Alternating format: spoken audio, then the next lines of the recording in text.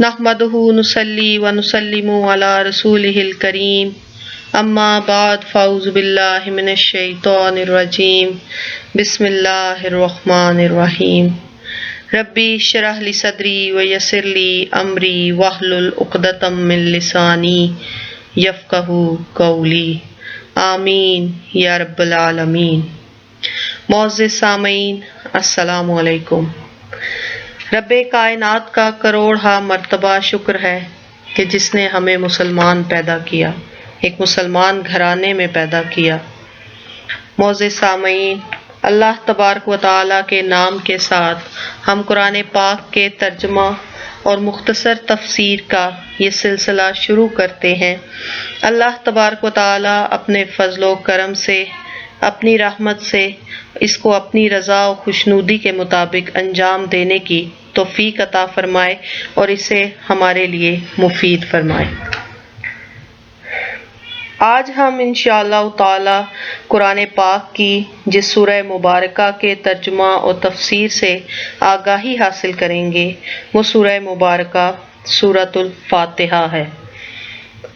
تو معزز سامعین، سورہ فاتحہ کے ترجمہ و تفسیر سے آگاہی حاصل کرنے سے پہلے، اس کا مکمل ترجمہ اور اس کی تفسیر جاننے سے پہلے میں آپ کو یہ بتاتی چلوں کہ قرآن پاک کی تلاوت کے دو مخصوص آداب ہیں، جن میں پہلا ادب ہے تعوذ یعنی اعوذ باللہ من الشیطان الرجیم، اور دوسرا ادب ہے تسمیہ یعنی بسم اللہ الرحمن الرحیم۔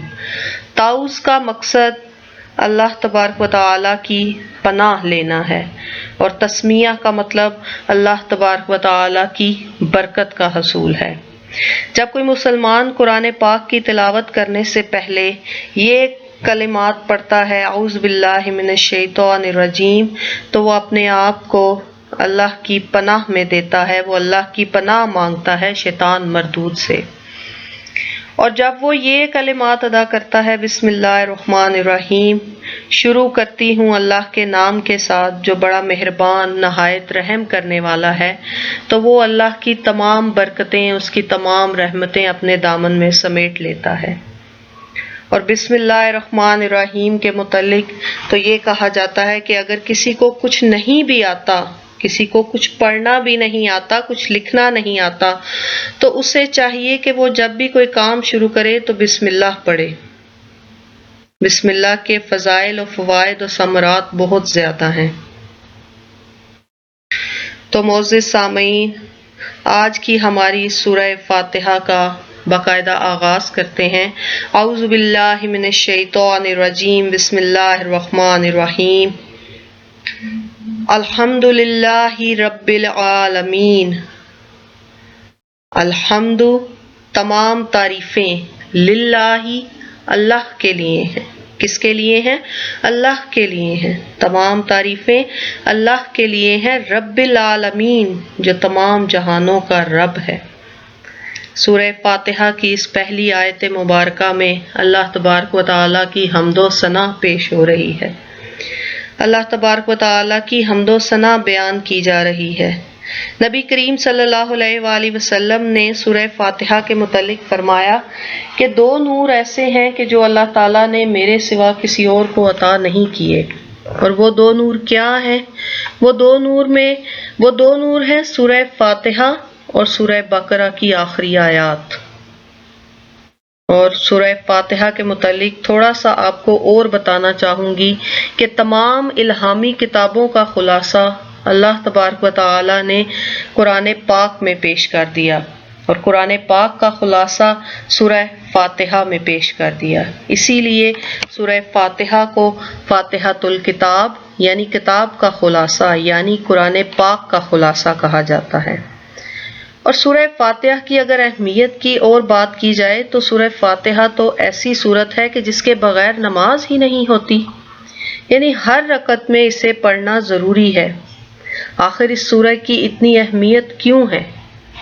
تو معزز سامعین، آئیے اس سورت کو پڑھتے ہیں اور اس کی اہمیت سے آگاہی حاصل کرتے ہیں۔ جیسے کہ میں نے پہلی آیت مبارکہ پڑھی، الحمدللہ رب العالمین، تمام تعریفوں کا حقدار تمام تعریفیں اللہ تبارک و تعالیٰ کی ذات کے لیے ہیں جو تمام جہانوں کا پروردگار ہے، جو تمام عالموں کا رب ہے، جو رب العالمین ہے، جو تمام عالموں کا پروردگار ہے، جو تمام جہانوں کو پالنے والا ہے، جو تمام جہانوں کو اپنی رحمتوں سے نوازنے والا ہے، جو تمام جہانوں پر اپنا فضل و کرم کرنے والا ہے، جو تمام عالم کے ہر شے کو پیدا کرنے والا ہے، وہی بے شک تمام تعریفوں کا حقدار ہے۔ دوسری آیت مبارکہ کی طرف چلتے ہیں جو ہے الرحمن الرحیم۔ الرحمن الرحیم یعنی وہ رحمان ہے اور وہ رحیم ہے۔ سورہ فاتحہ کی دوسری آیت مبارکہ میں اللہ کی دو صفات کی خاص تعریف بیان کی جا رہی ہے۔ اب وہ دو صفات کیا ہیں؟ رحمان اور رحیم۔ رحمان اور رحیم دونوں صفات، دونوں خوبیوں کا تعلق اللہ کی رحمت کے ساتھ ہے۔ رحمان وہ ذات ہے جس کے پاس رحمتوں کے لاتعداد خزانے موجود ہیں، اور رحیم وہ ذات ہے جس کی رحمت بے پناہ خرچ ہو رہی ہے۔ تو معزز سامعین، رحمان اور رحیم وہ رب تعالیٰ کی ذات ہے جو بندوں پر اپنی رحمتیں دن رات نچھاور کر رہا ہے، جو اپنے خزانے اپنے لوگوں پر لٹا رہا ہے۔ وہی رحمان ہے، وہی رحیم ہے۔ جب کوئی نمازی نماز میں یہ کلمات ادا کرتا ہے الحمدللہ رب العالمین الرحمن الرحیم، تو در حقیقت وہ رب کریم کی حمد و ثنا کے بعد اس کے رحمان و رحیم ہونے کا اقرار کرتا ہے، وہ اس کے رحمان و رحیم ہونے کی گواہی دیتا ہے۔ اگلی آیت مبارکہ ہے مالکی یوم الدین۔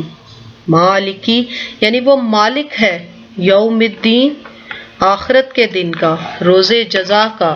وہ مالک ہے روز آخرت کا، وہ مالک ہے فیصلے کے دن کا، جس دن تمام لوگوں کا فیصلہ کیا جائے گا۔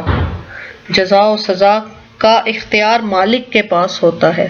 مالک کو اختیار ہوتا ہے کہ وہ گناہوں کو معاف کر دے۔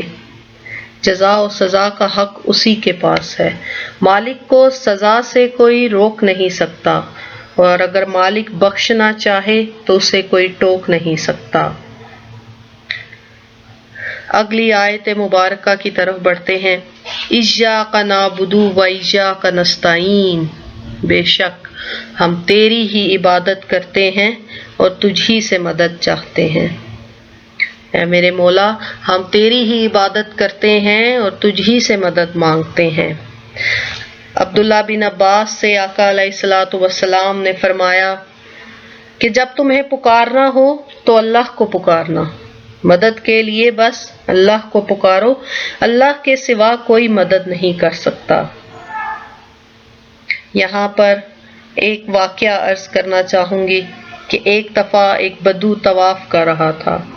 وہ طواف کرتے ہوئے لگاتار یہ کہہ رہا تھا کہ میرے مالک، میرے اللہ، تو جانتا ہے کہ میں بھوکا ہوں۔ میرے مالک، تو جانتا ہے کہ میری اونٹنی بھی بھوکی ہے۔ میرے مالک، تو جانتا ہے کہ میرے بچے بھی بھوکے ہیں۔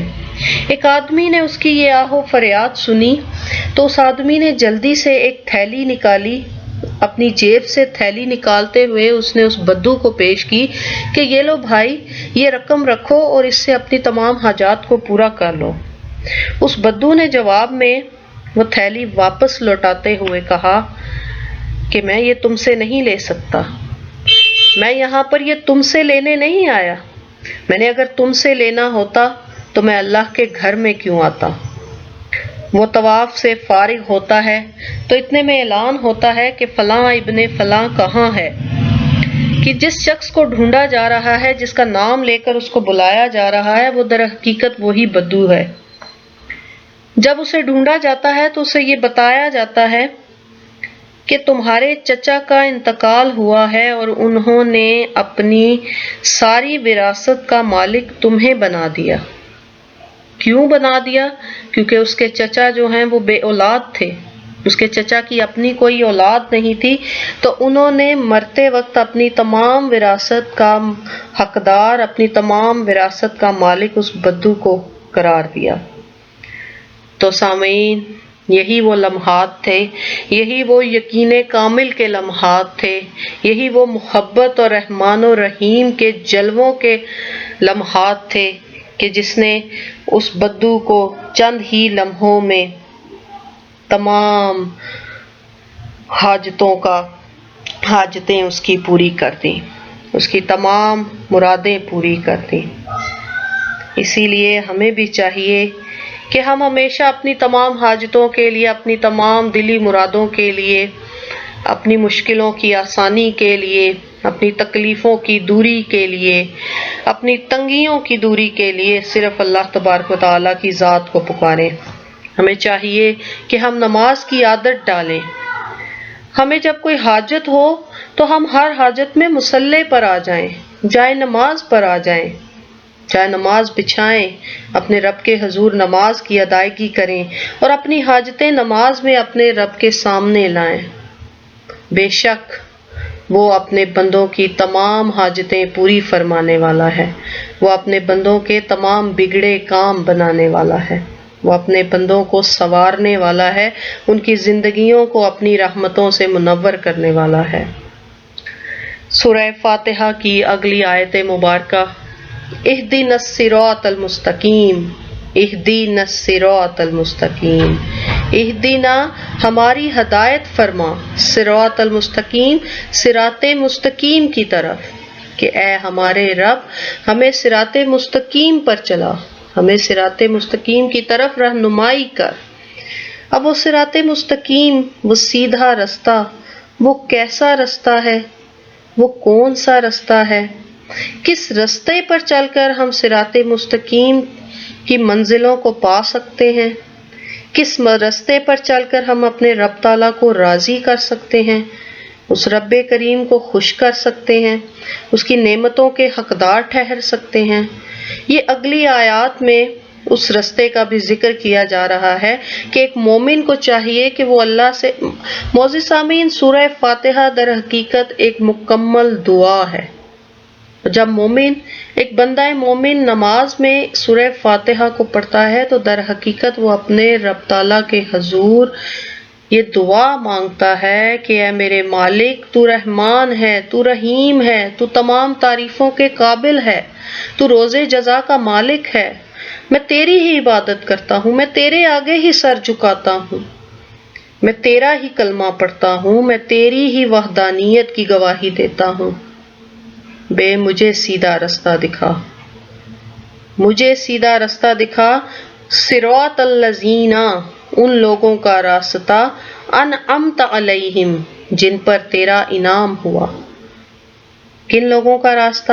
جو تیرے انعام و اکرام کے حقدار ٹھہرے، ان نیکوکاروں کا راستہ جو تیرے انعام و اکرام، تیرے فضل و کرم کے حقدار تھے، جن سے تو راضی ہوا، جن سے تو خوش ہوا، جنہوں نے اپنی زندگیاں تیرے بتائے ہوئے اصولوں کے مطابق گزاری، جنہوں نے اپنی زندگیاں بھی سنوار لیں اور اپنی آخرت بھی سنوار لی۔